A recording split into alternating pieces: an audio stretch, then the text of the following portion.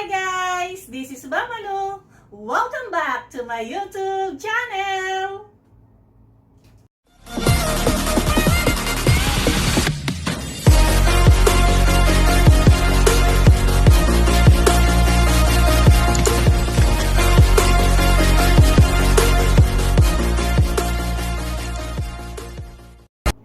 There is another class of problems commonly referred to as work problems, or sometimes called rate time problems. For example, there is a certain machine that produces 120 items in 10 minutes. Then, we say that this machine is working at a rate of 120 over 10, or simply 12 items in 1 minute. Why 12? Because we have 120 over 10. So we simplify. So that is 12 items in 1 minute. Likewise, a person who can do a certain job in 5 hours is working at a rate of 1/5 of the job per hour. In general, if Q is the quantity of something done in T units of time, then we say that the rate R is equal to Q over T. Okay, so let's talk about problem number 1. It takes Amy twice as long to deliver newspapers as it does Nancy. How long does it take each girl by herself if they can deliver the papers together in 40 minutes? Okay, so the question in this problem is, how long does it take each girl by herself if they can deliver the papers together in 40 minutes? Okay, remember that we have two persons being talked about here. Okay, we have here Amy and Nancy. Okay? But in the problem, it is said that it takes Amy twice as long to deliver newspapers as it does Nancy. Okay? So therefore, there is nothing talk about Nancy. Okay? But the time that it takes Amy to deliver the newspaper, may sinasabi doon it takes Amy twice as long as Nancy. Okay, so we are going to represent the unknown here by M. Okay? So let M be the number of minutes that it takes Nancy to deliver the newspaper by herself. So, how do we represent the time or the number of minutes that it takes Amy to deliver the newspaper? So, it should be twice as long as Nancy. If M is represented as the number of minutes that Nancy can deliver the newspaper by herself, ang sabi doon, it takes Amy twice as long as Nancy. Okay, so we represent Amy as 2M. So 2M be the number of minutes that Amy could deliver the newspaper by herself. Okay? So I hope that these representations are clear to you. Okay, so if we're going to organize the information given by means of a table.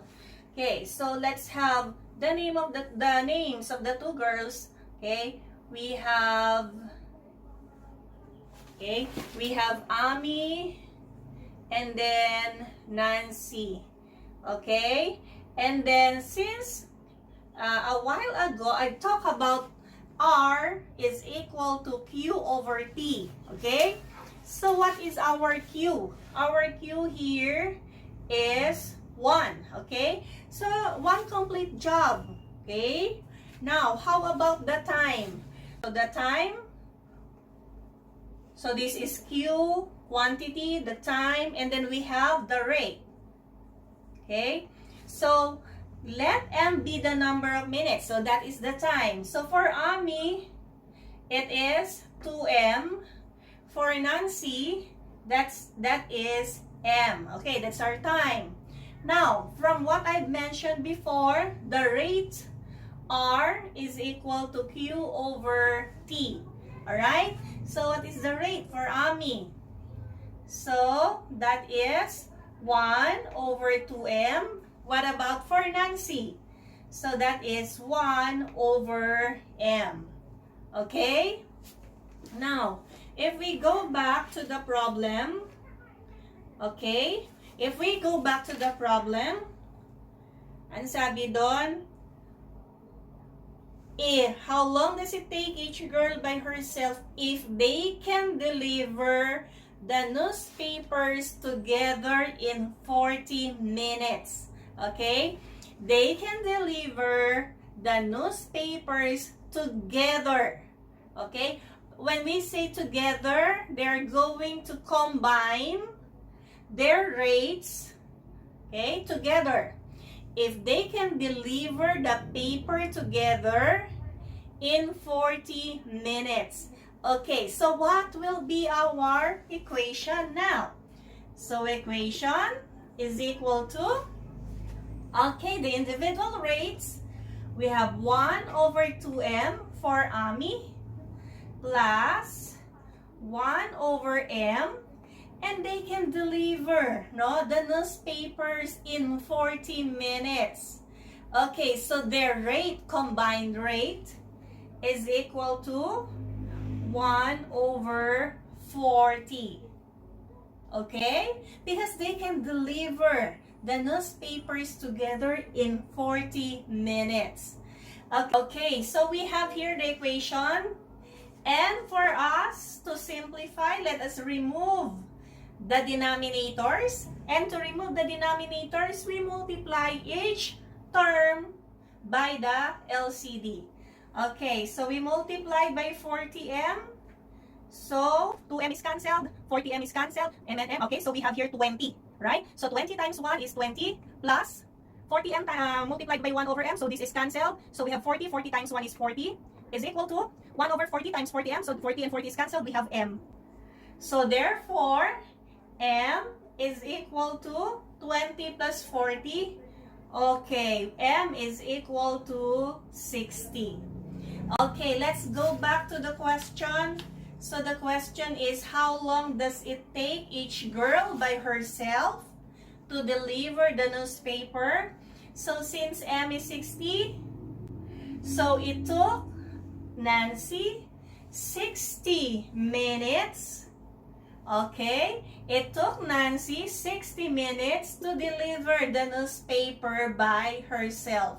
What about Ami? So let's look at this representation. 2M be the number of minutes that Ami.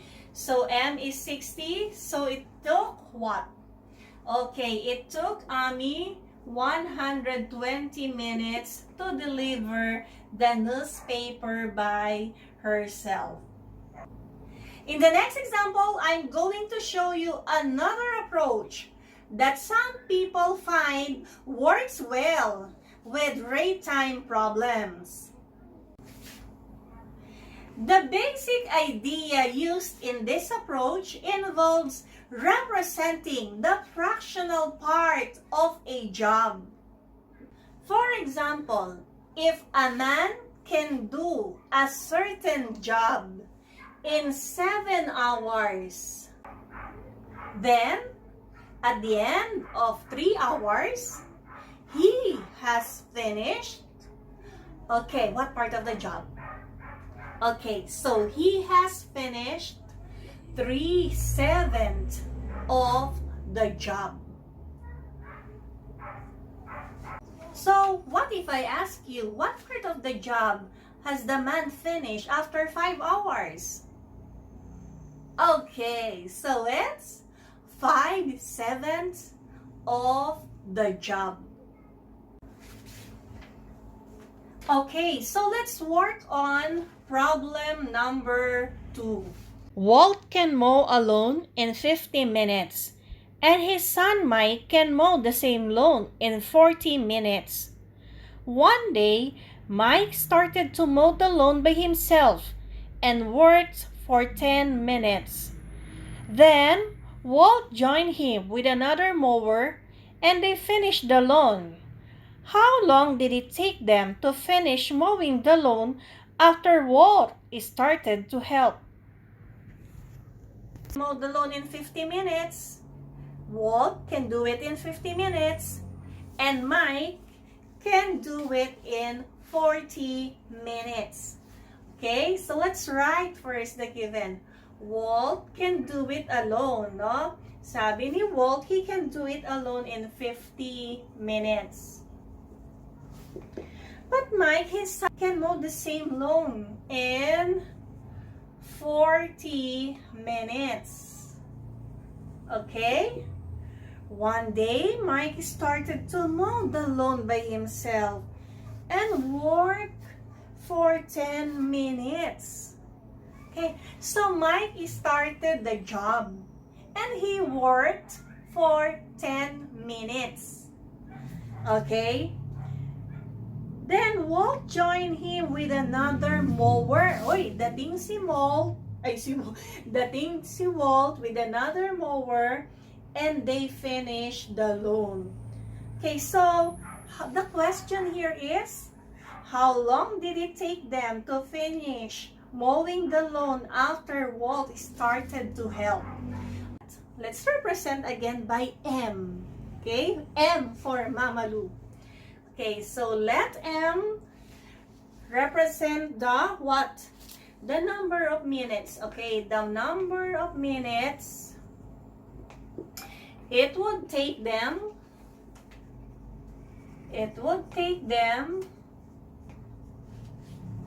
mowing the lawn